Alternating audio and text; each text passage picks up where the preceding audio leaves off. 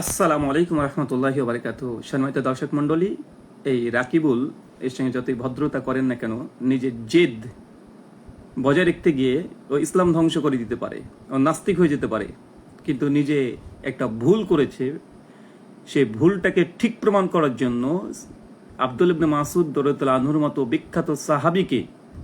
বিখ্যাত সাহাবীকে যার ব্যাপারে নবী আলাইহিস সালাম বলেছেন, অনেক আকার ইঙ্গিতে কথা বলেছেন, প্রশংসায় পঞ্চমুখ হয়েছেন, তাকে কাফের সাব্যস্ত করছে তার জেদ ঠিক রাখতে গিয়ে। নাউজুবিল্লাহ মিন জালিক। চলুন আলোচনাটা শুনেন, ব্যাখ্যা বিশ্লেষণ ছাড়াই আপনারা বুঝে নেবেন। চলুন আলোচনাটা শুনে আসি। ইসমে ইশারা, ইসমে জমির যে কোনো একভাবে উল্লেখ করলেই সেটা উল্লেখ হয়। আমার দাবি হচ্ছে সহিহ বুখারীতে ইবনে মাসউদ থেকে এই কথা উল্লেখ আছে যে মুআওয়াযাতাইন কোরআনের অন্তর্ভুক্ত নয়, এটা উল্লেখ আছে, যদিও নাকি ইবনে মাসউদের এই কথাটা সঠিক নয়। এজন্য আমরা বলেছি সব হাদিসের উপর আমল চলে না। তো সহিহ বুখারীতে যে ইবনে মাসউদের ব্যাপারে এই কথাটা আছে, এর উপর আমল করা যাবে না, যে করবে সে কাফের হয়ে যাবে।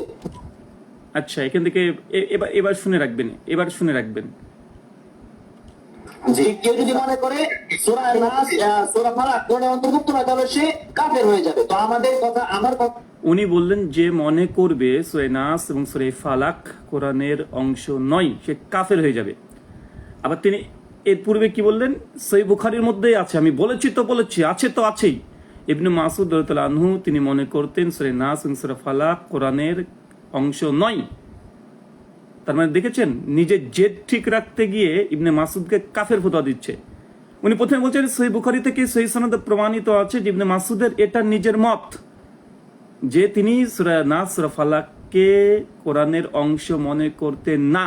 আবার তিনি একথা বলছেন ইবনে মাসউদের ফতোয়া ভুল, যে এরপরে আমল করবে সে কাফের হয়ে যাবে, যে মনে করবে সূরা নাস এবং সূরা ফালাক কোরআনের আয়াত নয় সে কাফের হয়ে যাবে। তো উনি নিজে বলছেন ইবনে মাসউদ এটাই মনে করতেন, এবং সহিহ সনদে বুখারীতে নাকি আছে। নাউজুবিল্লাহ মিন জালিক। এই জন্য আমি বলেছি যে কিছু মুকাল্লিদ আছে যারা নিজেকে সঠিক প্রমাণ করতে গিয়ে সাহাবীদের ওপরে তাদেরকে কাফের ফতোয়া দিয়ে দিচ্ছে, মানে একদম সম্পূর্ণ শিয়া কোয়ালিটি। নিজেদের ইমামত রক্ষা করতে গিয়ে সাহাবীদের উপরে কাফের ফতোয়া দেওয়া। উনি এখান থেকে একটা কিছু পয়েন্ট নোট করে বলতে পারেন, দেখেন এই যে তোমরা বলেছি সহিহ বুখারীতে থাকলেই মানতে হবে, এমনটা নয়। ঠিক আছে, আমরা মানলাম না সহিহ বুখারীতে থাকলে এই রেওয়াতটাকে আমরা মানলাম না, আমল করলাম না এই রেওয়াতটাতে। কিন্তু ইবনে মাসউদ তো সহিহ সনদে আপনি নিজে বলছেন যে তিনি মনে করতেন যে সূরা নাস সূরা ফালাক এটা কোরআনের অংশ না। আবার আপনি নিজে বলছেন যে মনে করবে কোরআনের এটা অংশ না সে কাফের হয়ে যাবে।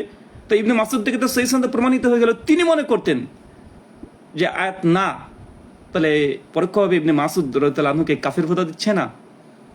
নাউজুবিল্লাহ মিন জালিক। তওবা করেন। সামনে দর্শক মণ্ডলী, উনি মানে এত নোংরামি করতে পারেন এবং এত অবান্তর মানে বাতুলতা করতে পারেন, নিজের একটা এক সেকেন্ড জি নিজের এখানে এখানে এখানে কোনো ব্যাখ্যা নেই, মানে সম্পূর্ণ যে কেউ বুঝতে পারবে। সিম্পল কথা, নিজের মতকে প্রতিষ্ঠা করার জন্য ইবনে মাসউদ রাদিয়াল্লাহু তাআলা আনহুকে কাফের পর্যন্ত ফতোয়া দিতে ওদের দ্বিধাবোধ করছে না। কারণ ক্রিস্টাল ক্লিয়ার খুল্লা বলছে, যে আমি বলেছি যে সহিহ বুখারীতে ইবনে মাসউদ তিনি কোরআনের আয়াত সূরা নাস ফালাককে কোরআনের আয়াত মনে করতেন না, এটা ইবনে মাসউদ। তারপরে বলছে এটা ইবনে মাসউদের ভুল ফতোয়া, এই কথা ঠিক নয়। কেউ এই ফতোয়াতে বিশ্বাস করলে সে কাফের হয়ে যাবে। কেউ মানে আমরা কেউ যদি বিশ্বাস করি তাহলে কাফের হয়ে যাবে। কিন্তু ইবনে মাসউদ তিনি তো মনে করতেন, আমরা করলাম না, ঠিক আছে। তো ইবনে মাসউদ তো এই সূরা নাস সূরা ফালাককে কোরআনের আয়াত অস্বীকার করেছে, এটাকে বলে ফতোয়া অনুযায়ী। যদিও এই রেওয়ায়াত সহিহ বুখারীতে তো নেই, বরং ফাতুল বারীতে নিয়ে এসেছে। এই জন্য ইমাম ইবনে হাজার আসকালানি রাহিমাহুল্লাহ তাদের দেওয়া যে স্ক্রিন ফাতুল বারীর ৮ম খণ্ডের ৭৪২ নম্বর পৃষ্ঠায় তিনি বলছেন যে ইমাম বুখারী রাহিমাহুল্লাহ এই রিওয়ায়াত নিয়ে এসেছেন, বরং তিনি তাবরানির দিকে নিসবাত করছেন, বাজ্জারের দিকে নিসবাত করছেন। এবং আল্লামা আনোয়ার শাহ কাশ্মীরি এই যে শরহ করেছেন যে ইবনে মাসউদ থেকে এই রিওয়ায়াতটা প্রমাণিত বলে ইমাম ইবনে হাজার আসকালানি তিনি আলোচনা করছেন, এটা কঠোর জবাব দিয়েছেন স্বয়ং আল্লামা আনোয়ার শেখ কাশ্মীরি ফাইজুল বাড়িতে, সহিহ বুখারী ব্যাখ্যাতে, হানাফি দেবন্দিরাই। কিন্তু নিজের জেদ ঠিক রাখতে গিয়ে সাহাবীকে কাফের বানিয়ে দেবে, কোনো সমস্যা নেই। নিজের আকাবির আল্লামা আনোয়ার শেখ কাশ্মীরি এখানে ইবনে হাজার আসকালানি রাহিমাহুল্লাহ তুমুল সমালোচনা করেছে, তীব্র সমালোচনা করেছে এবং বলেছে এর রেওয়াত প্রমাণিত নয়, এর রেওয়াত প্রমাণিত নয়। যদি বুখারীতেই থাকতো, যদি সেই বুখারীতেই থাকতো ইবনে মাসুদের ওই কল, ওই কাজা কাজা দিয়ে, তাহলে এই হাদিসকে জাল বলতো না, সালাফগণ জাল বলে যেত না। আল্লামা আনোয়ার শেখ কাশ্মীরি তিনিও আলোচনা করেছেন এই বিষয়ে যে এটা ইবনে মাসুদ থেকে এই কল প্রমাণিত নয়। নাউযুবিল্লাহ মিন যালিক। এদের সঙ্গে আলোচনা করবেন, হ্যাঁ, যাদের মধ্যে মানে দিনের প্রতি কোনো দরদ নেই, বরং নিজের প্রেস্টিজ রক্ষা করার লড়াই চলছে, এদের সঙ্গে আপনি আলোচনা করবেন, কতক্ষণ করবেন? যাদের দিনের প্রতি দরদ আছে তাদের সঙ্গে আলোচনা করলে, যাদের তাকওয়া আছে, আল্লাহ ভীতি আছে, তাদের সঙ্গে আলোচনা করা যেতে পারে। কিন্তু এই ধরনের ব্যক্তি যাদের জেদ ঠিক রাখতে গিয়ে সাহাবীদেরকে কাফের ফতোয়া দেওয়া, যে রেওয়াত বুখারীতে নেই সেই রেওয়াত বুখারীকে বানিয়ে দেওয়া, একদম তার গ্রামার দিয়ে, তার ইলমের বহর দিয়ে। কোনো মুহাদ্দিস এই হাদিস রেওয়াত করার পর ইবনে মাসুদের রিবাতটাকে বুখারীর দিকে নিসবত করেনি, সঙ্গে ইমাম ইবনে হাজার আসকালানি ফাতুল বারীর মধ্যে নিসবত করছে না, বরং তিনি আলোচনা করতে গিয়ে তিনি তাবরানি আর বাজ্জারের দিকে নিসবত করছে, যে রেওয়াত ইবনে মাসুদ থেকে তাবরানি এবং বাজ্জারের মধ্যে আসছে।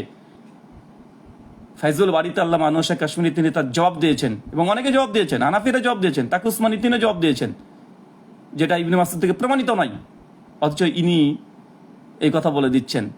আর সেই বুখারীতে যদি থাকতো তাহলে এই হাদিসকে জাল বলা, বানোয়ার বলা, লা আস্তালাহু বলা, মুহাদ্দিসগণ বলে গেছেন এই হাদিসের উপরে ইবনে মাসুদ থেকে যেই কোরআনের নাস ফারাক এটা অবতীর্ণ না। আরেকটা কথা দেখেন, এটা যে নাস্তিকদের যে এতদিন নাস্তিকরা যে দাবি করে আসতো যে ইবনে মাসুদ থেকে এটা প্রমাণিত করে চিৎকার মারতো, প্রমাণিত করে এই রেওয়াত, যে নাস ফারাককে কোরআনের আয়াত মনে করতো না, কোরআনকে তারা বিকৃত প্রমাণ করার জন্য, সংরক্ষণ প্রিজার্ভ হয়নি এই জন্য।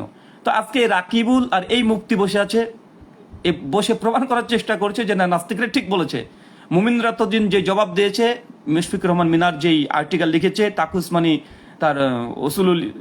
তার উলুমুল কোরআনে যে ঘটনা লিখেছে এবং জবাব দিয়েছে যে হাদিস প্রসঙ্গে, ইবনে মাসুদ থেকে এটা প্রমাণিত নয়। বুখারীতে থাকলে প্রমাণিত নয় বলার ক্ষমতা আছে নাকি? যেটা বানোয়াট বা ভিত্তিহীন, জাল, এই শব্দ বলার কার ক্ষমতা আছে? আজকে এই দুই মুফতি মিলে নিজেদের জেদকে রক্ষা করতে গিয়ে এক আহলে হাদিস জেনারেল শিক্ষিত ছাত্রের জবাব দিতে না পেরে সাহাবীদেরকে কাফের বানিয়ে দিচ্ছে, নাউযুবিল্লাহ মিন যালিক। এবং মুফতি এই রাকিবুল ইসলাম, এর সমস্যা কি জানেন? এর সমস্যা হচ্ছে স্ট্রম্যান ফেলাসি করা, যে কথা প্রতিপক্ষ বলেনি সেই কথাকে দলিল বানিয়ে সেটাকে সুখের সাগরে ভেসে যাওয়া, জবাব দেওয়া, যেটা প্রতিপক্ষ দাবি করেনি সেই দাবিটাকে উনি নিজের তরফ থেকে দাবি বানিয়ে নেয় প্রতিপক্ষের দাবি হিসাবে, তারপর নিজেই একা একা পাল্টা জবাব দিয়ে দেয়। প্রতিপক্ষ কি প্রশ্ন করছে সেটা দেখে না।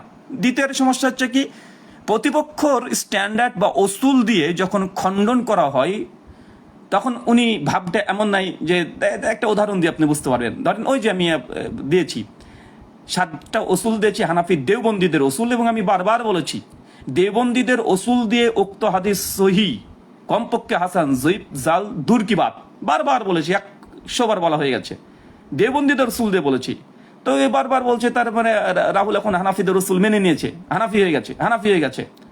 কিন্তু এই জাহেলে মুরাক্কাবগুলো এগুলো জানে না, যখন ডিবেটিং স্টাইলে ডিবেট হয় বা প্রতিপক্ষকে যখন জবাব দিতে হয়, বাতিলকে যখন জবাব দিতে হয়, তখন তাদের অসুল ব্যবহার করে জবাব দেওয়া মানে এই নয় যে তাদের অসুলকে সঠিক মেনে নেওয়া বা তাদের ওই অসুলকে গ্রহণ করে নেওয়া বা তাদের মাযহাবকে গ্রহণ করে নেওয়া। যে তাই হতো তাহলে যুগ যুগ ধরে আল্লামা আনোয়ার শেখ কাশ্মীরি থেকে শুরু করে বাংলাদেশের আব্দুল মতিন, রাকিবের ভাষা অনুযায়ী এখন বর্তমান মুহাদ্দিস, তিনি বাইবেল প্রসঙ্গে বই রচনা করেছেন খ্রিস্টানদের জবাব দিতে গিয়ে। তো বাইবেল থেকে শত শত রেফারেন্স ব্যবহার করেছে আব্দুল মালিক সাহেব, তাকি উসমানী সাহেব, তিনিও ব্যবহার করেছেন। তো বাইবেল থেকে যখন দলিল খ্রিস্টানদেরকে জবাব দেওয়ার জন্য দলিল দিচ্ছে বাইবেল থেকে, তার অর্থ এই নয় যে তাকি উসমানী বা আব্দুল মতিন খ্রিস্টানদের বাইবেলকে কোরআন মানে আল্লাহর কালাম ভেবে নিয়েছে বা তারা খ্রিস্ট ধর্মকে ঠিক মনে করে নিয়েছে বা খ্রিস্টান ধর্ম গ্রহণ করে নিয়েছে। এই ছাত্রগুলো এতটুকু বুঝে না। এদের সঙ্গে ভালো আচরণ ভেবেছিলাম যে ভালো আচরণ এদের সঙ্গে করি, কিন্তু এর ভালো আচরণের যোগ্য নয়। এরা নোংরা নিজের জেদকে বজায় রাখতে গিয়ে যা ইচ্ছা তাই করতে পারে, নিজের প্রেস্টিজ যেন পাংচার না হয়ে যায়। তাই দেওবন্দীদের অসুল অনুযায়ী হাদিস সহি, বারবার বলেছি, এখন পর্যন্ত এটা খণ্ডন করতে পারেনি। ওই ঘুরে ফিরে একই জায়গায় ছাগল চলে যায় যে 1200 বছরের আগের মানবে কি মানবে না। এই ছাগলদেরকে আমি এটাই বলেছি তার জন্য যে এই 1200 হিজরি বা 1400 হিজরি এবং সাল উল্লেখ করে দিয়ে চ্যালেঞ্জবাজি করা, এটা কারা শুরু করেছে? রসুল কোথাকার? এটা আব্দুল মতিন সাহেব শুরু করেছে তার বই দলিশা নামাজের মাসালে, তারাবির রাকাত মাসালা বর্ণনা করতে গিয়ে।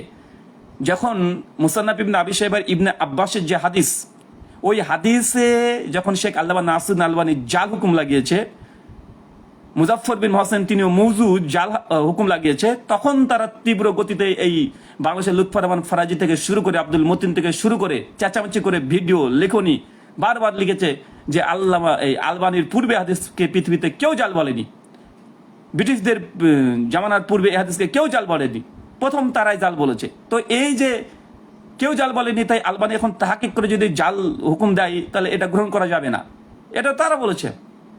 তৃতীয়ত বিষয়, কোন রাবি কাযযাব থাকলে সেই হাদিস জাল হয় কি হয় না, ভাই এই বিষয়ের পুরে তো দ্বিমত থাকার কথা নয়। তবে হানাফি দেওবন্দীরা কাযযাব রাবি থাকার পরেও হাদিসকে জাল হুকুম দেয় না। ডজন ডজন হাদিস দেখিয়ে দেব, তার একটা উদাহরণ দিই, ওই তারাবির রাকাতেই দেখবেন। ওই মুসান্নাফ ইবনে আবি শাইবা ইবনে আব্বাস থেকে যে হাদিস এসেছে, আবু শাইবাকে ইমাম শুবা রাহিমাহুল্লাহ তিনি কাযযাব বলেছেন, মিথ্যুক বলেছেন। কিন্তু দলিশা নামাজের মাসালে বিস্তীর্ণ আলোচনা করছে, না ইমাম শুবা এই কারণে, এই কুফাতে এই ঘটনার কারণে তাই কাযযাব বলেছে, তাই এই কাযযাব হুকুম চলবে না, জয়ীফ হুকুম লাগিয়েছে। শেখ আলবানী ওখানে কাযযাব হুকুম থাকার, শুবার তরফ থেকে কাযযাব বলার কারণেই তাকে কি বলেছে, ওই হাদিসকে জাল হুকুম লাগিয়েছে। কিন্তু এই দেওবন্দীরা মানতে নারাজ, আর বারবার আলবানী পূর্বে পৃথিবীর জমিনে কেউ হাদিসটাকে জাল বলেনি, সব জয়ীফ বলেছে, এবং বাকি জয়ীফ বলেছে, কেউ জাল বলেনি। তো এই দুইটা উসুলটা হানাফি দেওবন্দীদের উসুল। দলিশা নামাজের মাসালাতে স্পষ্টভাবে এই উসুল নিয়ে আলোচনা করেছে, পৃষ্ঠার পর পৃষ্ঠা আলোচনা করে গেছে। তো আমি বলেছি, তো আমার সঙ্গে ডিবেটে আসলে আমি বলেছি যে দেওবন্দীদের উসুল দিয়ে, আমি আল্লাহের মানহাজ উসুল দিয়ে হাদিস সহি না জয়ীফ না জাল আমি এই হুকুম লাগাইনি, আমি তো বারবার বলছি। কিন্তু এদের সমস্যা কি? এদের সমস্যা হচ্ছে এটাই যে এরা মিথ্যা বলবে, এবং প্রতিপক্ষ যে দাবি করে না সেই দাবিটাকে দাবি বানিয়ে তখন জব দিতে শুরু করে দেয়। সেই জব, যেমন আমি আমার ফেসবুক পোস্টে কখনো লিখিনি যে আমি বাস ছেড়ে দিলাম, কিন্তু এই ছাচোর মৃত্যুকে এতটাই দেখাচ্ছি, দাঁড়ান আপনাকে এক সেকেন্ড, ভিডিওটা আছে কি না।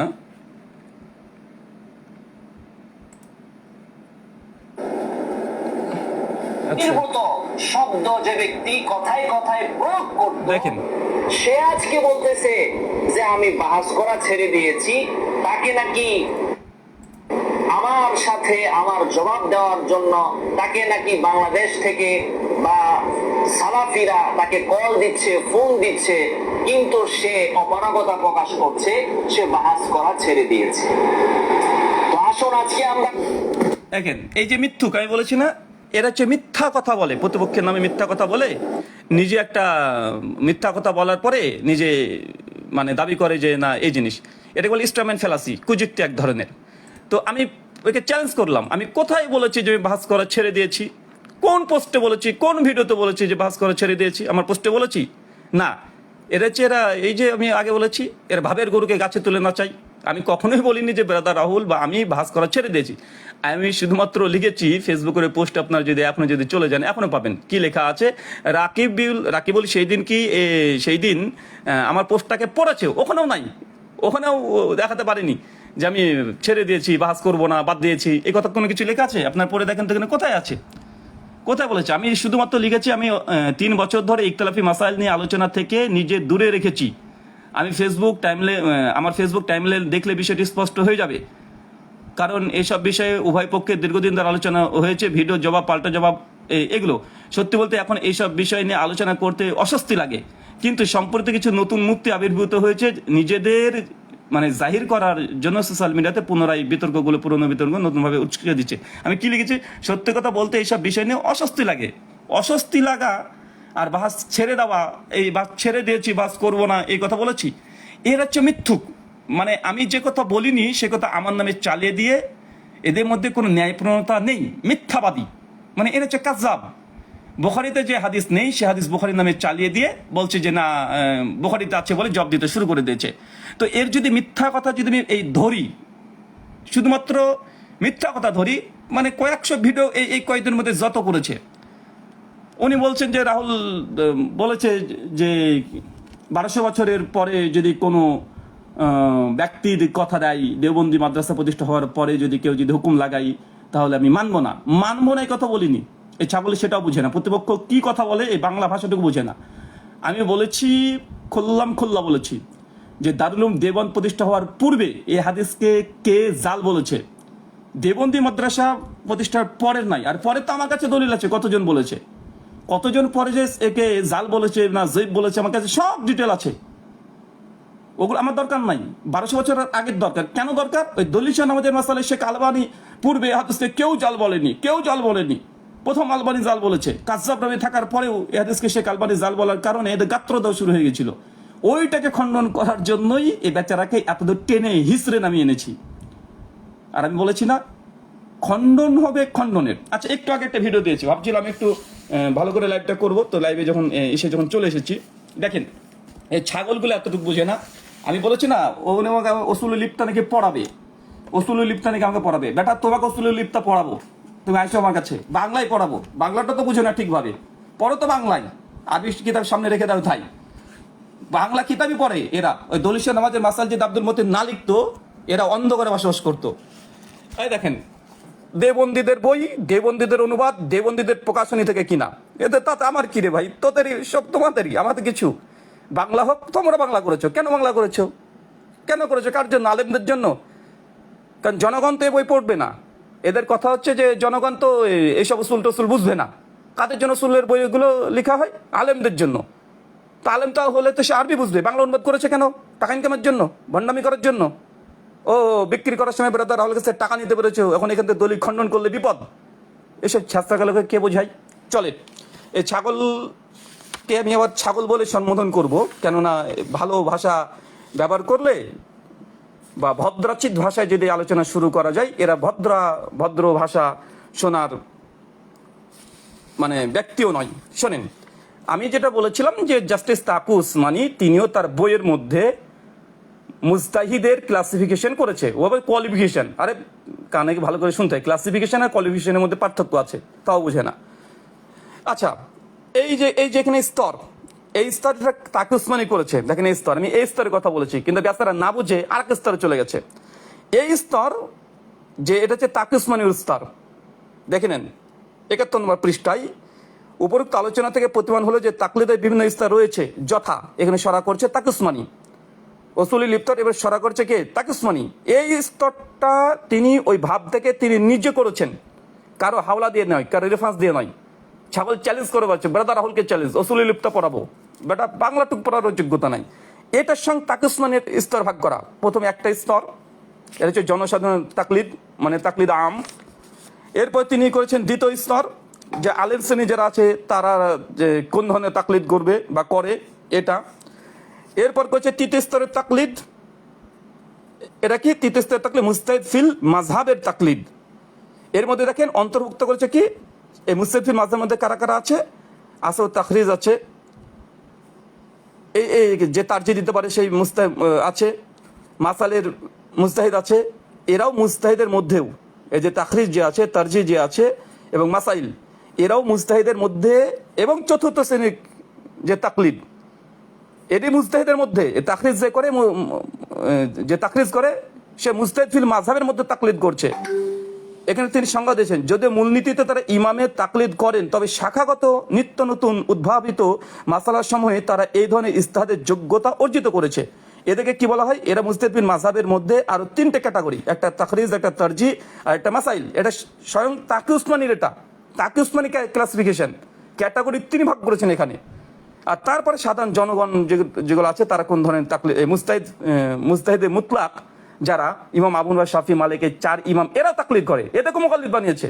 এটা সংকার, এটা তাকি উসমানী ক্লাসিফিকেশন করা। আর এই ছাগলটা না বুঝে তুই চলেছে কামাল পাশা, মানে পরের পৃষ্ঠায় চলে গেছে। আরে বাবা, আমি বলেছি আগের পৃষ্ঠা, আর ও চলে গেছে পরের পৃষ্ঠা। আমি বলেছি না গোটা এই উসুল লিপ্তা গোটা তোমাকে বসে বসে পড়াবো, তোমার ছাত্র সহ।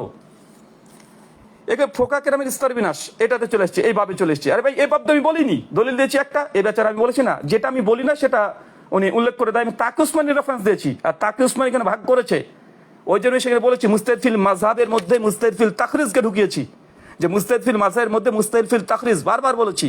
মুস্তাহিদে মুতলাক আছে, যেন এটা মুস্তাহিদে মুতলাক, মুস্তাহিদ ফিল মাযহাব এর মধ্যে বলেছি তখনই যে মুস্তাহিদ ফিল তাখরিজ এর মধ্যে হতে পারে, সে তাখরিজ করতে পারে।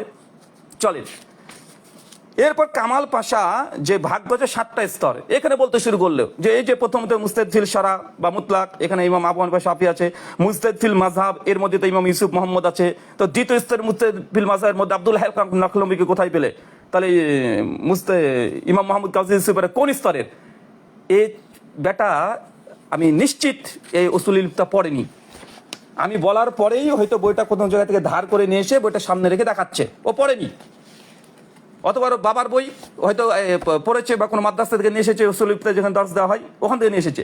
কেন এখানে ফোকাকার স্তর বিনাশ কামাল পাশার এটা নিয়ে এসে তাকি উসমানি, এটা দলিল হিসাবে নয়, এটা রদ করেছে। কামাল পাশা 7টা স্তর যে ভাগ করেছে, এই 7টা স্তর যে সঠিক নয় এটাকে রদ করার জন্য এসেছে তাকি উসমানি। কোথায় এই 7টা স্তর প্রথমে বলেছে, বলার পরে শেষ এখানে 6ষ্ঠ স্তর হলো, 7 নম্বর স্তর এখানে শেষ হলো, 7ম স্তর শেষ হলো। এবার খণ্ডন করছে তাকি উসমানি। একে কি বলে খণ্ডন করছে দেখেন, দেখেন এটা কামাল পাশা রেফারেন্সটা দিচ্ছেন, তাহাতাবি এইসব কথা বলেছেন, এই গ্রন্থ আছে এখান থেকে। আর তারা যাচাই বাছাই ও নিশ্চিত হওয়ার ব্যতি রেখেই ইবনে কামাল পাশা রহমুল্লাহর বর্ণনার ভিত্তিতে ফোকাহে কেরাম স্তর বিন্যাসটি বর্ণনা করেছেন, মানে অনেকেই এই কামাল পাশা থেকে নকল করেছেন। কিন্তু তাদের পূর্ববর্তী যুগের আগত এক ঝাঁক বিচক্ষণ আলেম ওলামায়ে কেরাম সেই স্তর বিন্যাসের সমালোচনা করেছেন, কেননা তার বক্তব্য বিভিন্ন দিক থেকে কতিপয় লক্ষণীয় বিষয় রয়েছে। যথা মানে কামাল পাশা যে 7টা স্তর ভাগ করেছে, যেটা রাকিবুল নিয়ে ঝাপাঝাপি করছে, ওটা এটা দলিল হিসেবে নয়, বরং রদ করার জন্য নিয়ে এসেছে এবং রদ করছে রীতিমতো তাকি উসমানি হাফেজাহুল্লাহ। এবার রদ করতে শুরু করেছে।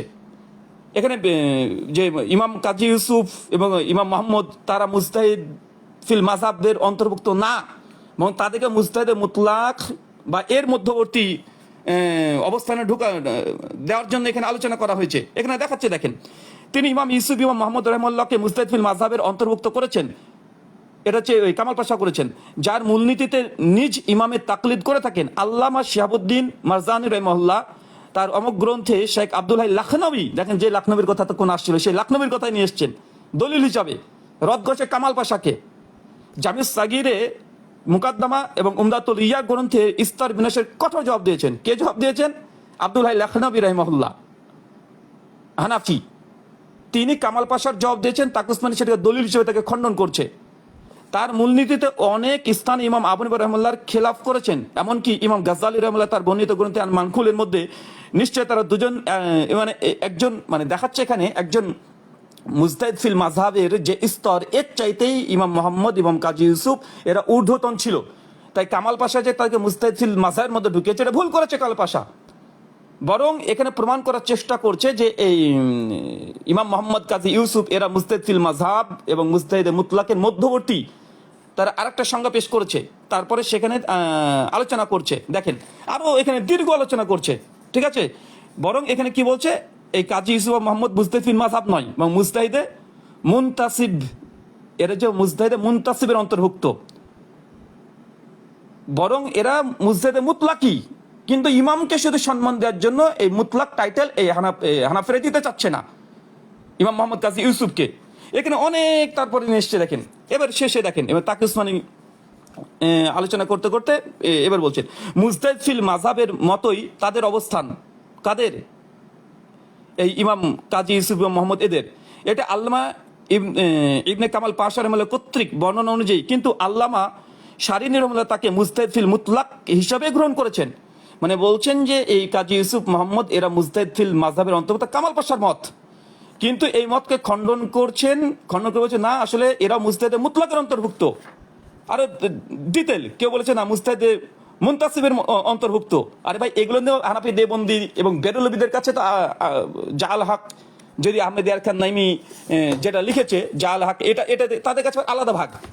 তাদের কাছে আলাদা ভাগ, এই মুকাল্লিদদের মধ্যে বা শাফিদের মধ্যে আলাদা ভাগ করেছে তারা শাফিরা, যে তাদের কাছে মুজতাহিদ মুতলাক কোন ক্যাটাগরি হবে, তার জন্য কি যোগ্যতা লাগবে, মুজতাহিদ ফিল মাযহাব হলে কোন ক্যাটাগরি লাগবে, মুজতাহিদ ফিল তাখরিজ হলে কোন যোগ্যতা লাগবে, ওদের মধ্যে মত পার্থক্য আছে। এখানে সকলে একমত নাই, স্বয়ং তাকি উসমানীকে রদ করে দিচ্ছে। অনেক আলোচনা আছে এই বিষয়ের উপরে। দেখেন আরেকটা দেখেন, এক্ষেত্রে আল্লামা মারজানি এবং শেখ লাখনবী, বারবার আব্দুল্লাহ লাখনবীর কথা আসছে। দেখেন এই উক্তির যথার্থ প্রকাশ পায় যে ইমাম ইউসুফ এবং মোহাম্মদ রহিমউল্লাহ মুজতাহিদ ফিল মাযহাব হওয়ার বিষয়টি সঠিক নয়, বরং তার মুজতাহিদে মুতলাক। তবে ইমাম আবু হানিফা রহিমাহুল্লাহর প্রতি সম্বন্ধযুক্ত প্রকাশ্য কথা হলো জুফার রহিমাহুল্লাহ তার অনুরূপ, মানে জুফার হতে পারে। এরপর এসে ফাতুল কাদির গ্রন্থের শেখ ইমাম ইবনু হুমাম, এবার সরি এই জিনিসটা বুঝে নেন, এবার এই বিষয়টা বুঝতে ক্লিয়ার হয়ে যাবে। ওর যে চ্যালেঞ্জ যে আব্দুল্লাহ লাখনবী উনি কি মুজতাহিদ ফিল মাযহাবের অন্তর্ভুক্ত কি অন্তর্ভুক্ত না, বরং মুজতাহিদ ফিল মাযহাব এটা কামাল পাশা বলেছে, ইমাম ইউসুফ মোহাম্মদ জুফার এই ক্যাটাগরি না, ওটা ভুল প্রমাণ করেছে তাকি উসমানী এবং আব্দুল্লাহ লাখনবী, ইমাম মারজানি, সব হানাফি ওলামারা। এরপরে বলছে দেখেন, যথাক্রমে হানাফি মাযহাবের থেকে ইমাম আবু হানিফ, ইমাম আবু জাফর তাহাবি এবং ফাতুল কাদিরের গ্রন্থাকার শেখ ইমাম ইবনু হুমাম, ইমাম আবুল হাসান কারখি প্রমুখ রহিমাহুল্লাহ মানে মুজতাহিদ ফিল মাযহাবের অন্তর্ভুক্ত কোন কোন আলেম, এখানে কিছু জাস্ট মিসাল দিয়েছে, সবার নাম তো নিয়ে আসবে না, সবার নাম তো নিয়ে আসবে না। কানে আসছে এই ফাতুল কাদির ইমাম ইবনু হুমাম, কানে আসছে ইমাম হাসান কারখি। কেন এরা কি করেছে, এরা দলিল সংকলন করেছে। এখন আমার প্রশ্ন যে আব্দুল্লাহ লাখনবী বা হাফেজ জাইলাই তারা কি ইমাম ইবনু হুমামের কোয়ালিটি ছিল না? আচ্ছা এখন প্রশ্ন করি, জাস্টিস তাকি উসমানী কোন ক্যাটাগরির মুকাল্লিদ বা মুজতাহিদ, কোন ক্যাটাগরির? ওনাকে কি নিছক মুকাল্লিদ বলবে? নিছক মুকাল্লিদ ওই একজন রিক্সা চালক, ভ্যান চালক ওই কোয়ালিটির মুকাল্লিদ বলবে, না মুজতাহিদ বলবে? আর মুজতাহিদ হলে কোন ক্যাটাগরির মুজতাহিদ? জাস্টিস তাকি উসমানী আইনশাস্ত্র নিয়ে রচনা করেছেন, ওনাকে মুকাল্লিদ ক্যাটাগরিতে ফেলবে না মুজতাহিদ ক্যাটাগরিতে ফেলবে? যদি ফেলে ভাগটা বলে দিক।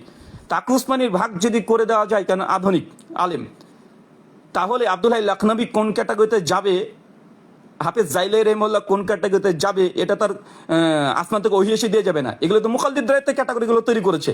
যদি এই ক্যাটাগরিতে মুকাল্লিদ দেবন্দীরা নিজেরাই সম্মত পোষণ করেনি যে কাকে কোন ক্যাটাগরিতে রাখবো, এ বিষয়ে পরে তাকি উসমানী যেতগুলো রেওয়ায়াত নিয়ে এসে সমালোচনা করছে, সেটা আরো বেশি সমালোচনা আছে। শাফিদের নিকটে মুজতাহিদ ফিল মাযহাব হওয়ার জন্য কি শর্ত, মুতলাক হওয়ার জন্য কি শর্ত, মতপার্থক্য আছে, এই জ্বলন্ত দৃষ্টান্ত। তাই এই বিষয়ে ছ্যাঁচড়ামি করা, এবং এখানে বলছে মুজতাহিদ ফিল মাযহাবের অন্তর্ভুক্ত কি কারা, ফাতুল কাদের লিখে ইমাম ইবনু হুমাম, ইমাম হাসান কারখি, এরা হচ্ছে মুজতাহিদ ফিল মাযহাবের অন্তর্ভুক্ত এই ক্যাটাগরির আলেম। তো হাফেজ জাইলাই সে স্তরে যায়নি, আব্দুল্লাহ লাখনবী সে স্তরে যায়নি, তাকি উসমানী কি সে স্তরে যেতে পারেনি, আশরাফ আলী থানভী সে স্তরে যেতে পারেনি? যদি না যায় এর পরের স্তরগুলো কি, এর পরের স্তরগুলো মুকাল্লিদ, নিছক মুকাল্লিদ, মুকাল্লিদ ক্যাটাগরিতে ঢুকে যাবে। মানে এদের মুজতাহিদ এদের কাছ থেকে ফতোয়া নেওয়া যাবে না, মুকাল্লিদের কাছ থেকে আবার কিসের ফতোয়া নেবে? মুকাল্লিদ তার শুধু ইমামের কল বর্ণনা করে ছেড়ে দিবে, শুধু কল আকল যেগুলো আছে সেগুলো বর্ণনা করে ছেড়ে দিবে, এছাড়া তো মুকাল্লিদের কোনো কাজ নাই। তো এই বিষয় নিয়ে যদি আরো বিস্তারিত আলোচনা করতে যাই তাহলে তো বেচারাদের মানে আরো সমস্যা হয়ে যাবে। আচ্ছা আমি দেখাই তাকলিদ। দেখেন প্রথম স্তর, দেখেন এই আব্দুর রাকিবুল ইসলাম আর এই যেসব মুফতিগুলো মুখস্থদের মুফতিগুলো বসে আছে তাদের স্তর দেখেন ভাগ করছে। প্রথম স্তর দেখেন কি বলছে, স্তর হলো জনসাধারণের তাকলিদ যারা কোরআন হাদিস সম্পর্কে অবগত এবং এত দুভয় থেকে উৎসারিত ইলম সম্পর্কে উৎপত্তি বর্তমান সময়ে বিভিন্ন জামিয়া মাদ্রাসা থেকে ডিগ্রিধারী আলেমরাও এই শ্রেণীর অন্তর্ভুক্ত। কারা? মানে এই যে মুফতি দেখছেন, রাকিবুলকে দেখছেন, আর যারা আছে বাংলাদেশের, এর মধ্যে আপনি আব্দুল মতিনকেও ফেলে দিতে পারেন, নচে থেকে এই ক্যাটাগরি থেকে বের করতে হবে। মুকাল্লিদ ক্যাটাগরি থেকে যদি বলেন না না বড় মাপের মুহাদ্দিস, বড় মুফতি আবার মুকাল্লিদ হয় নাকি? আচ্ছা দেখেন, যে অবস্থায় তাদের মধ্যে এতটুকু যোগ্যতা সৃষ্টি না হয় যে যার সাহায্যে তারা কোরআন সুন্নাহর আলোকে ফিকি মতামত সমূহের পরস্পরের মধ্যে তুলনা করতে সক্ষম, এইসব আলেমদের ক্ষেত্রে বিধান হলো তারা নির্দিষ্ট কোন এক মাযহাবের ইমামের অনিবার্য রূপে গ্রহণ করবে, নিজ ইমাম সাহেবের অভিমত ব্যতীত অন্য কারো অভিমত গ্রহণ করবে না। এই জামিয়া থেকে পড়াশোনা যারা করেছে মানে এই কোয়ালিটির, মানে এটা পাকিস্তানের তিনি উদাহরণ দিচ্ছেন, এই বাংলাদেশে ধরেন এই কওমি ঘরানা যারা আছে এরা ইমাম আবু হানিফা রাহিমাহুল্লাহকে যদি ফলো করে তারই শুধু কল পেশ করতে হবে, তাছাড়া অন্য কিছু এই সাফিদের দলিল দিতে পারবে না, ইমাম হাজারের দলিল দিতে পারবে না, কোনো কিছু না। শুধু ইমাম আবু হানিফা রাহিমাহুল্লাহ কি বলেছে এই কল নকল করে সেই দিতে হবে। কিসের দলিল এদের কাছ থেকে? কেন তাদের ইমামের অভিমত তাদের ক্ষেত্রে দলিল হিসেবে প্রযোজ্য, আর তাদের অধিকার নেই, যে তাদের অথরিটি নাই। তারা নিজ ইমামের অভিমতের ওপরে কেবল মস্তিষ্ক প্রসূত রায়ের সাহায্যে বিধানরূপে করবেন যে এটা কোরআন হাদিসের খেলাফ, কেননা এ ধরনের বিধানরূপের জন্য তাদের নিকট পর্যাপ্ত পরিমাণ অনিবার্য ইলম বিদ্যমান নেই।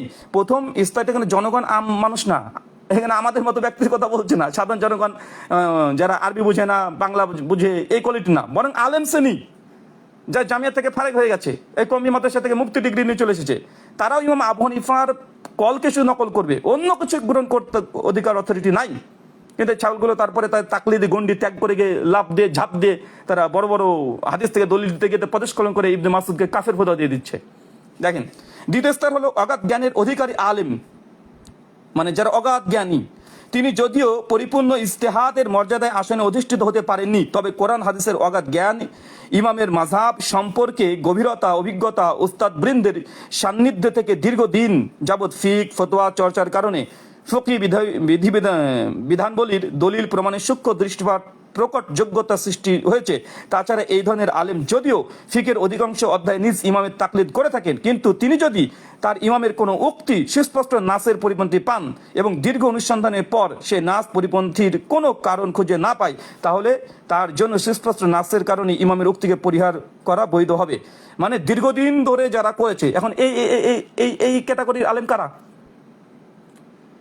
যারা দীর্ঘদিন ধরে দলিল তালাশ করার চেষ্টা করছে কিন্তু পায়নি, বরং ইমাম আবুনের বিরুদ্ধে দলিল পেয়েছে, এখন সেই বিরুদ্ধে দলিল উপর আমল করতে হবে, এই ক্যাটাগরি আলেম কে আছে? মুফতি রাকিবুল আছে? বলতে পারবে যে আমি ইমাম আবুনের একটা ফতোয়া পেয়েছিলাম, কিন্তু এই ফতোয়াটা দেখলাম, গবেষণা করে দেখলাম এই ফতোয়া সঠিক নয়, বরং এর বিরুদ্ধে আমরা সঠিক ফতোয়া পেয়ে গেছি।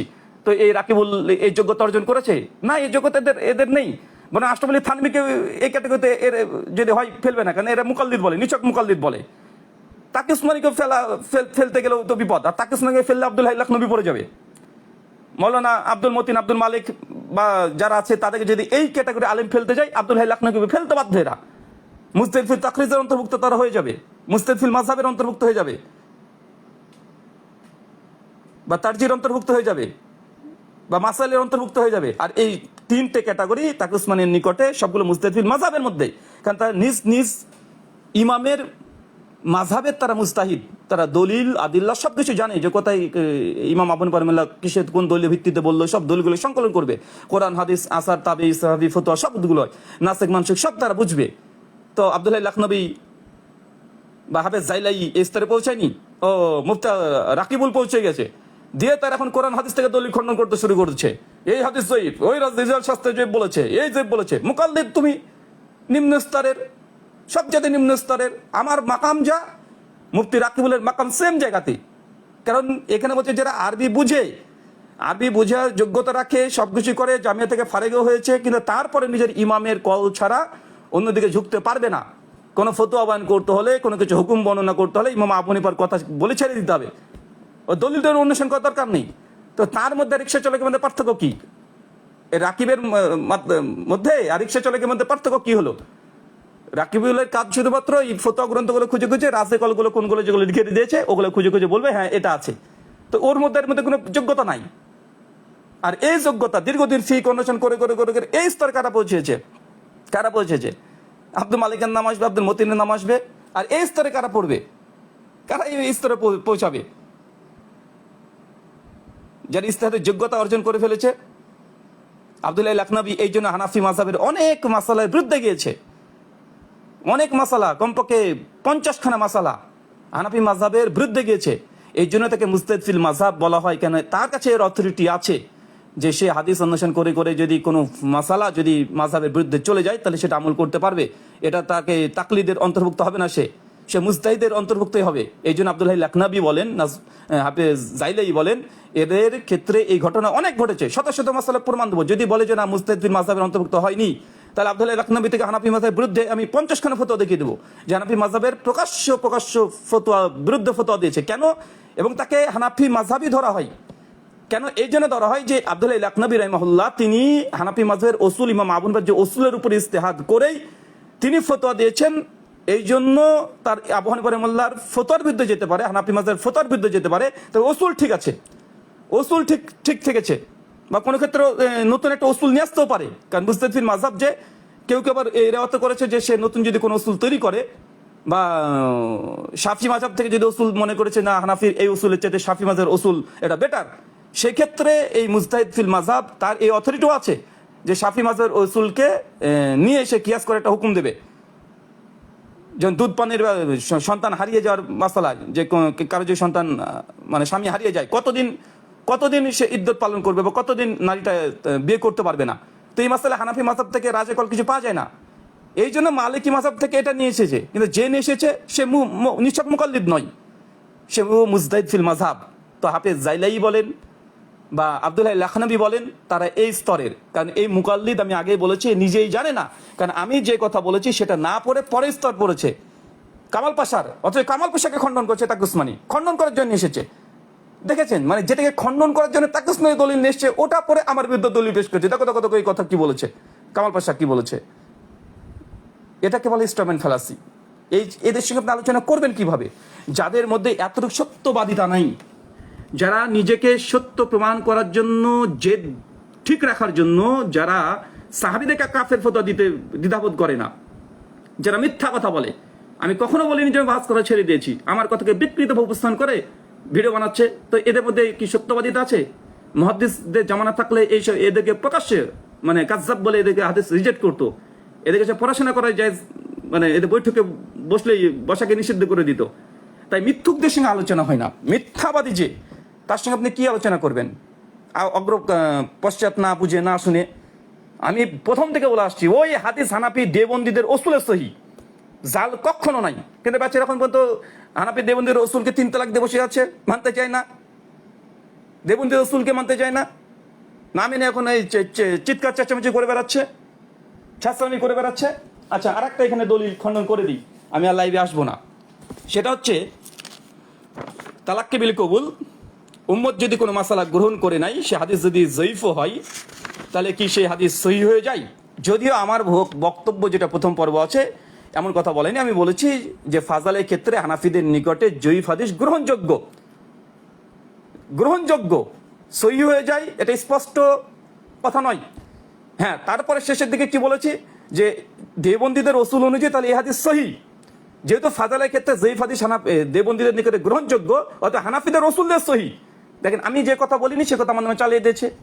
আমি বলেছি যে ফাজালের ক্ষেত্রে দেবন্দীদের নিকটে জয়ীফ হাদিস গ্রহণযোগ্য শব্দটাই বলেছি। কিন্তু এই বেচারা এখানে চিটিংবাজি করেছে, এখানে চিটিংবাজি করে বলছে যে ব্রাদার রোল সহি বানিয়ে দিয়েছে। আচ্ছা, ফর সেক অফ আর্গুমেন্ট ধরে নিলাম যে সহি বলেছি, আর আমি তো সহি বলেছি। বরং এর চেয়ে ভয়ঙ্কর কথা, হানাফি আমি আগে বলেছি এদের বইগুলো পড়ে না, উস্তাদের বইগুলো পড়ে না। সূক্ষ্মভাবে যদি পড়তো তাহলে এই অভিযোগগুলো করতো না। আচ্ছা, চলেন তারাবির রাকাত সংখ্যাতে যাই আমরা। তারাবি 20 রাকাত।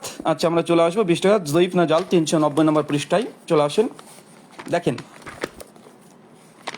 আমি তো বলেছি আমি তো আহলাসের বই খুলবই না, এই বেচারা দেখে তাদের বই থেকে জবাব দেবো। এটাকে বলে অ্যান্টিভেনাম জবাব।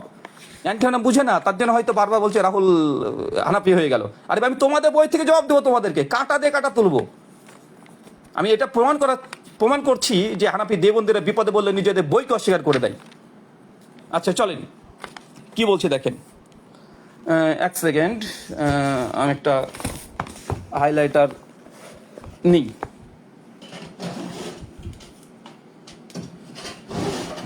আচ্ছা, দেখেন, অধ্যায় রেখেছেন জয়ীফ হাদিস কি গ্রহণযোগ্য। এবার এই দীর্ঘ আলোচনা করার পরে তিনি বলছেন, দেখেন এমনকি জয়ীফ হাদিস শুধু আমলযোগ্য, সরি এখান থেকে পড়ি, এই ধরনের জয়ীফ আমলযোগ্য নয়, মানে জয়ীফ হাদিসকে 2 ভাগে ভাগ করছে। এমন জয়ীফ হাদিস যার সমর্থনে কোনো শারঈ দলিল নেই, মানে কোনো দলিল নেই, বরং এর বক্তব্য শরীয়তের দৃষ্টিতে আপত্তিজনক, এই ধরনের জয়ীফ হাদিস আমলযোগ্য নয়। মানে জয়ীফ হাদিস যদি এমন হয় যে মানে শরীয়তের কোনো দলিল নাই, তার পাশে কোনো মানে কোনো দলিলই নেই, এবং যে জয়ীফ হাদিস সেটা শরীয়তের মূল আকীদা বা মাসআলার ক্ষেত্রে বিরুদ্ধে চলে গেছে, এই হাদিস মানা যাবে না। তো এটা তো সবাই একমত, এটা কে মানবে? আচ্ছা, এখন রফউদ্দিন করা কে মিলান, রফুল ইয়াদিন করা, এর কি শরীয়তে কোনো দলিল নাই? হাজার দলিল।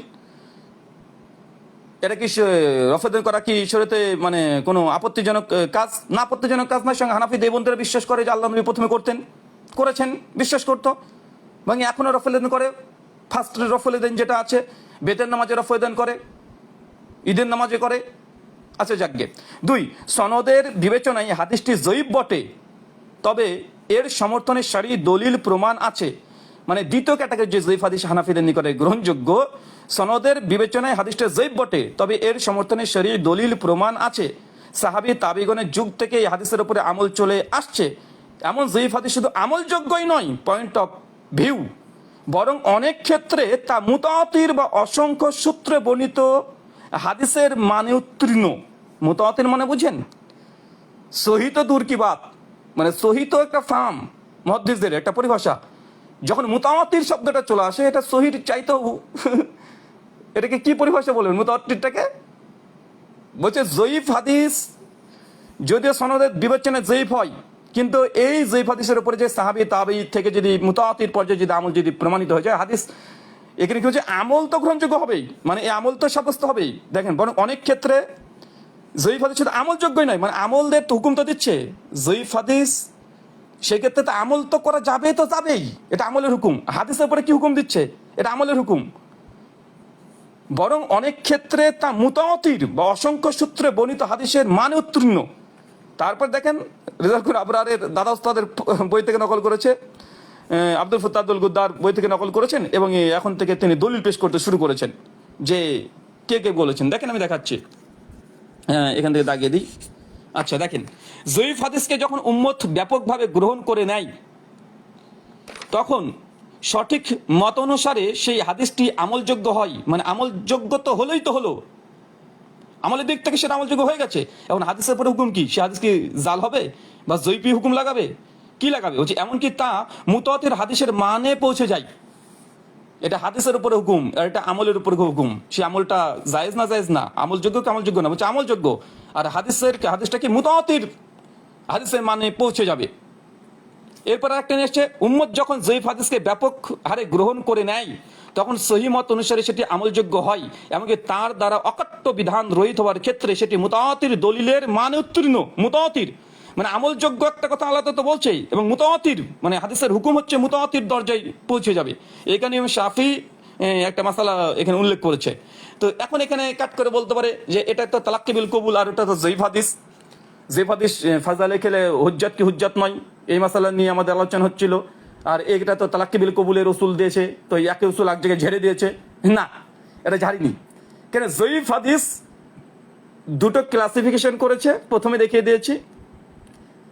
এখন জয়ীফ হাদিস কোন কোন ক্ষেত্রে গ্রহণযোগ্য? ফাজালের ক্ষেত্রে যেমন গ্রহণযোগ্য, তালাক্কি বিল কবুলের ক্ষেত্রে যেমন গ্রহণযোগ্য, তারপরে তারিখের ক্ষেত্রে যেমন কবুলযোগ্য, আরো অনেক আলোচনা করেছে। তারিখ যদি জয়ীফ হাদিস হয় সেটা উম্মত গ্রহণ, যদি জয়ীফ হয় সেটা গ্রহণযোগ্য হবে। তারপরে ইসের ক্ষেত্রে গ্রহণযোগ্য হবে, ফাজালের ক্ষেত্রে গ্রহণযোগ্য হবে। উম্মত যদি তালাক্কি বিল কবুল করে নাই জয়ীফ হাদিস, সেটাও তখন আমলযোগ্য হয়ে যায়। ফাজালের ক্ষেত্রে তো আছে, আবার তালাক্কি বিল কবুলের ক্ষেত্রটা প্রযোজ্য করেছে জয়ীফ হাদিস। তো এখন এই যে কথাগুলো বললো, এখন রফেদান কি যুগ যুগ ধরে করে আসছে না? নবী থেকে শুরু করে তাবি পর্যন্ত প্রমাণ পাওয়া যায় না? হাজার হাজার প্রমাণ, কত নিবে? ইমাম বুখারী রাহিমাহুল্লাহ সঙ্গে বই রচনা করে গেছে, আজ পর্যন্ত করে আসছে। ইমাম আহমদ, ইমাম শাফি, ইমাম মালিক, কতজনের নাম নিবে? সবাই তারা এই কাজ করছে। কে কে করছে এটা নিয়ে আমার একটা ভিডিও আছে, ওটা দেখে নিতে পারেন। যে উম্মতের কমপক্ষে শুধু সুনান তিরমিজিতে 34 জনের নাম পাওয়া যায়, শুধু তিরমিজির মধ্যেই যে রফেদান করেছে। তো এটা তো মুতাওয়াতির। তার মানে বাইহাকির ওই হাদিস উনি যে জবাবটা দিয়েছে, আবার বলতে পারে যে জাল হাদিসের জয়ীফ হাদিস জাল হাদিসে লাগিয়ে দিয়েছে। উনি কিন্তু ভিডিওটা শুরুই করেছে যদি হাদিসটা জয়ীফ স্বীকার করেনি। তো এই ওসুল যে জয়ীফ হাদিস ফজলের ক্ষেত্রে গ্রহণযোগ্য আমলযোগ্য হয়, কিন্তু সহিকে বলেছে। কে বলেছে আমার পূর্বে? তোমার ঠাকুররা বলেছে, ঠিক আছে, তোমার ঠাকুররা বলেছে। শুধু সহি নয়, বরং মুতাওয়াতির দরজায় চলে যাই তালাক্কি বিল কবুল। কেন? ওটাও জয়ীফ, ওটা জয়ীফ, শুধু ফাজাল না। জয়ীফের ক্লাসিফিকেশন ভাগ করে দিয়েছে যে জয়ীফ এখানে 2 ক্যাটাগরির হতে পারে। আর জয়ীফ এমনি কোন কোন ক্ষেত্রে গ্রহণযোগ্য, এটা একটা আলাদা ক্লাসিফিকেশন আছে, যেটা ইমাম নওয়াবী রাহিমাহুল্লাহ রিয়াদুস সালিহিনের মুকদ্দমাতে আলোচনা করেছে, বিভিন্ন জায়গাতে তিনি আলোচনা করেছেন। মিনহাজের মধ্যে আলোচনা করেছেন যে 6টা কোয়ালিটি পাওয়া গেলে গ্রহণযোগ্য হয় কি হয় না আলোচনা করেছেন, ওটা নিয়েও দ্বিমত আছে, ওটা নিয়ে সকলে একমত না, ওই মশালা আমরা যাচ্ছি না। এখন রফুল এদেনের ক্ষেত্রে আমরা দেখাই যে রফুল এদেনের ক্ষেত্রে এক সেকেন্ড, আচ্ছা এই যে রফুল এদেনের হাদিস, এটা কি যুগ যুগ ধরে চলে আসছে না? 4 ইমামের 3 ইমাম করেছে, ইমাম তিরমিজি বলছে 3 ইমাম করেছে বলছে। তাহলে ওই বাইহাকির খিলাফিয়াতের ওই হাদিস আমি বলেছি দেওবন্দীদের রসুল অনুযায়ী এটা সহি বা হাসান, তারপরে যদি কেউ জয়ীব বলার চেষ্টা করে করতে পারে ভাই, তারপরে জয়ীব ধরে নিলেও তারপরেও হানাফিদের উসুল অনুযায়ী তালাক্কি বিল কবুল এবং ফাজাইল যে জয়ীব ধরেও নাই, সহি হাসান তা হানাফিদের উসুল দিয়ে, তারপরেও যদি বলতে চাই যে না জয়ীব তারপর নিচে নামতে চাই, তাহলে কি হবে? তালাক্কি বিল কবুলের এই উসুল প্রয়োগ হবে, আর ফাজাইলের ক্ষেত্রে জয়ীব হাদিস হুজ্জাত এই উসুল প্রয়োগ হবে। দুটো উসুল তো শেষে আসবে। যে এটাকে সহি এবং হাসান স্বীকার করতে চাচ্ছে না, কিন্তু তাকে করতে হবে যদি সে দেবন্দী হয়ে থাকে, যদি দেবন্দী হয়ে থাকে তার উসুল মানতে হবে তাকে। তারপর আমি এক্সট্রা 2টো উসুল দিয়েছি, কিন্তু এই 2টো উসুল নিয়ে ছাত্রামি করছে। দেখেন কতজন আছে মুহাদ্দিস, ইমাম শাফি থেকে শুরু করে ইমাম আহমদ থেকে শুরু করে ইমাম মালিক, 4 মাসে 3 ইমামই রফায়েদান করেছেন তারা, ইমাম তিরমিজি উল্লেখ করেছেন, সাহাবীরা রফায়েদান করেছেন। তো এটা কি মুতাওয়াতির এমনি নয়? তো বাইহাকির খিলাফিয়াতে যে মানা যে আল্লাহ নবী আমৃত্যু রফায়েদান করেছে, এটা তো মানা থেকে প্রমাণ হয়ে যায়। তার বাইহাকির যেই হাদিস, তার যে ফাহাম, এখান থেকে তো স্পষ্ট প্রমাণ হয়ে যায়। তাই এই হাদিসকে রাকিবুল আজকে মুজতাহিদ, সে যে মুকাল্লিদ, যার কথা যে তিনি অমুক রাবি জয়ীব, অমুক রাবি জাল কাযযাব এসব চেঁচামেচি করছে, মুকাল্লিদের দলিল তার ইমামের কথাই, ইমাম আবু হানিফা কোথায় বলেছে রাবি জয়ীব জাল কাযযাব কোথায় বলেছে? মুকাল্লিদের কাজ হচ্ছে কি করা? আব্দুল্লাহ লাখনবী রাহিমাহুল্লাহ তিনি যদি নিছক মুকাল্লিদ হয়, তো এই রাকিবুল এবার কে তাহলে? তো তোমার কাছে ওই তাখরিজ নিতে যাবো নাকি? কে জাল বলেছে কে, যে তোমার ইমামের কথা নকল করো। তুমি যে কোয়ালিটির প্রথম স্তরের ওই ভ্যান চালক, তোমার মধ্যে কোনো পার্থক্য নাই এই তাকলিদের জায়গাতে। ভ্যান চালক সর্বোচ্চ তোমার যে মাসালা জিজ্ঞাসা করতে পারে, কারণ তুমিও গবেষণা করার যোগ্যতা কোনো ও রাখে না, তুমি শুধু পড়তে পারো, তো তোমাকে মতো পড়ে বের করে দেবা। হ্যাঁ, রোজা অবস্থাতে স্ত্রীকে চুম্বন করলে অজু ভাঙে কি ভাঙে না, তোমাকে এসে কেউ প্রশ্ন করবে, তুমি একটা উত্তর দিয়ে দেবা, কেন তুমি রিডিং করেছো শুধু। তো বাকি প্রথম স্তরের মুকাল্লিদ যারা আছে, তোমার সঙ্গে রিক্সা চালক ভ্যান চালকের পার্থক্য এতটাই, শুধু রিডিং পড়ে শিখে গট করে এসে শুধু পতটা জানিয়ে দেওয়া। ওই হেদায়েতটা পড়ে ওখান থেকে রাজে কল বের করা, এটা তোমার বা কোনটা তারজি হবে, এটা তুমি সে স্তরের মুকাল্লিদ এখনো না, সে স্তরে এখনো যেতে পারো নি। সে স্তরের যদি কামাল পাশার যদি ধরে নিই, তাহলে আমাদেরকে ওই বাহারুর রায়কে চলে যেতে হবে, ওই ক্যাটাগরির হেদায়েত লেখকের কোয়ালিটি তোমাকে হতে হবে। তোমরা এখন ওই কোয়ালিটি পৌঁছাতে পারোনি। তাই তোমাদের মধ্যে রিক্সা চালক ভ্যান চালকের মধ্যে কোনো পার্থক্য নেই, শুধু এতটুকু পার্থক্য, ওরা আরবি পারে না, তুমি পারো, তুমি একটু পড়ে দিবা, পড়ে গট করে পরে মাসলা জিজ্ঞাসা করে শুধু বলবা কোথায় কি দলিল আছে, জানার দরকার নাই, তোমার জানার কোনো প্রয়োজন নেই, দলিল খুঁজারও দরকার নেই, কোনো দরকার নেই। আর যে নিজের স্তরকে ত্যাগ করে দিয়ে মুস্তাহিদ হওয়ার চেষ্টা করছে, এরা আবার বলছে আহলে হাদিস আমরা মুস্তাহিদের চেষ্টা করছি। আরে বেদাতি, তোমরা মুস্তাহিদ হওয়ার চেষ্টা করছে, এটা একটা ফেলাসি, এটা একটা ইনস্ট্রুমেন্ট ফেলাসি। কি ওরা বলছে এই আহলে হাদিস এরা ইমাম মানে না, এরা মুকাল্লিদ না, তাহলে মুস্তাহিদ। তোমাকে কে বলেছে যে হয় মুকাল্লিদ হতে হবে নাহলে মুস্তাহিদ হতে হবে? কোথায় পেয়েছো এই কথা যে মুসলিম উম্মার মধ্যে দুটোই ভাগ হবে, হয় মুকাল্লিদ নাহলে মুস্তাহিদ? এটা তোমাদের পরিভাষা, এই পরিভাষাকে কে মানে? হয় মুকাল্লিদ হবে নাহলে মুস্তাহিদ হবে। ইমাম আবু হানিফা রাহিমাহুল্লাহ তিনিও তাহলে এক সময়তে মুকাল্লিদ ছিলেন, কেন তিনি জন্মের পর থেকে তার মুজতাহিদ হয়ে জন্মগ্রহণ করেনি, তাই না? কমপক্ষে 10, 12, 15 বছর পর্যন্ত তাকে জীবিত থাকতে হয়েছে, তাকেও মুকাল্লিদ বানাবে এরা। যাই হোক, মোটামুটি তার এই 2 দিনে যতগুলো প্রশ্ন করেছে, আমার মনে হয় আপনাদের সকলের জবাব ইতিমধ্যে পেয়ে গেছেন। ওই একটা দলিল মনে হয় দেখানোর দরকার ছিল, 1284। এই আমি কেন বারবার বলছি যে ব্রিটিশদের জামানার পূর্বে দলিল গ্রহণ করবো না। আরে ভাই, ওই দলিল আমার কাছে আছে, রাকি বলতে আজকে দেখছে এগুলো 10 বছর আগে আমাদের দেখা আছে, কে হাদিসকে সহি বলেছে, কে জাল বলেছে, কে জেব বলেছে, সব জানা আছে। আমাদের কথা হচ্ছে যে এই নোংরামি প্রথম শুরু করেছে দেবন্দীরা, যে শেখ আলবানীর পূর্বে হাদিসকে কেউ জাল বলেনি, অথচ ইমাম শুবা ওই হাদিসের মধ্যে রাবি, যাকে আবু শাইবা, ইমাম শুবা আবার কে? ইমাম শুবা আবার ইমাম আবু হানিফার উপরে তাজিল করেছে। হ্যাঁ, যাই হোক, ওই যখন শুবার উপরে যদি আবার আপত্তি করে তখন আবার আলাদা জায়গায় যাবো, সমস্যা নেই। কিন্তু ইমাম শুবা তাকে কাজদাব বলেছে। এখন এই এরা গাত্রদোষ শুরু হয়ে গেছে, পৃষ্ঠার পর পৃষ্ঠা লিখতে শুরু করেছে আবু সাহেবা ওই একটা ঘটনার কারণে ওখানে এই করেছে, কিন্তু আবু সাহেবা তিনি কুফার, তিনি বড় কাজী ছিলেন, তিনি সত্যবাদী ছিলেন, তিনি মিথ্যুক না প্রমাণ করার চেষ্টা করেছে। এটাও ভেজাল, এটা তাদিল নয়। যে কোনো ব্যক্তি মানে শাসক, ভালো শাসক হওয়ার অর্থ এই নয় যে তার সত্যবাদিতা প্রমাণ হয়ে যায়। ভালো কাজী হওয়ার অর্থ এই নয় যে সে হাদিসে সঠিক হয়ে যাবে। অনেক মুশরিকরাও আছে, তাদের সত্যবাদিতা আছে, তার কাছে হাদিস নেবে নাকি? অনেক আদালতে জাজ অমুসলিম মুশরিকরা আছে, তারাও জাজমেন্টের দিক থেকে সত্যবাদী, সত্য রায় দেয়। তার মানে তাদের সদেকাত প্রমাণ হওয়ার কারণে হাদিসের হুজ্জাত প্রমাণও হয় না। তো ওই তাদিল দিয়ে ওটা একটা আলাদা ইস্যু। যখন ওই ইবনে আব্বাসের হাদিস নিয়ে আলোচনা হবে তখন আমরা আলোচনা করব। এই মুফতি আব্দুল মতিন সাহেব যে আলোচনা করেছে ওটা আমরা ডিপাং করে দিয়েছি, আমাদের বই আছে। এই বইয়ের আব্দুল মালিক সাহেবের, মতিন এবং মালিকের দুজনের বইয়ের জবাবে আমাদের বই বাজারে আলহামদুলিল্লাহ 3 বছর আগে বেরিয়ে গেছে। রাকাতে তারাবি নামে প্রায় 450 পৃষ্ঠার বই মার্কেটে চলে গেছে। বইটা জি যতগুলো অভিযোগ করেছে সব অভিযোগের জবাব দেওয়া আছে। আলবা নাজির আহমেদ রহমানি রাহিমাহুল্লাহ তিনি বই রচনা করেছিলেন আনারে মাসাবি রাকাতে তারাবি। হাবিবুর রহমান আজিমির বইয়ের জবাবে, যে বইয়ের প্রসঙ্গে এই দোলশ নামাজের মাসালে লিখেছে, যে দারুণ বই লিখেছে হাবিবুর রহমান আজমি, কেউ নিজে জবাব দিতে পারেনি। অথচ হাবিবুর রহমান আজমি জীবিত থাকা অবস্থাতে আহলে সালামদের জবাব দিয়ে দিয়েছে।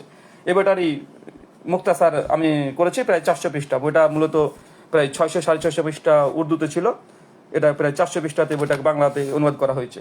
তো এখানে ওই বইয়ের জবাব সম্পূর্ণ দেওয়া আছে। ধন্যবাদ।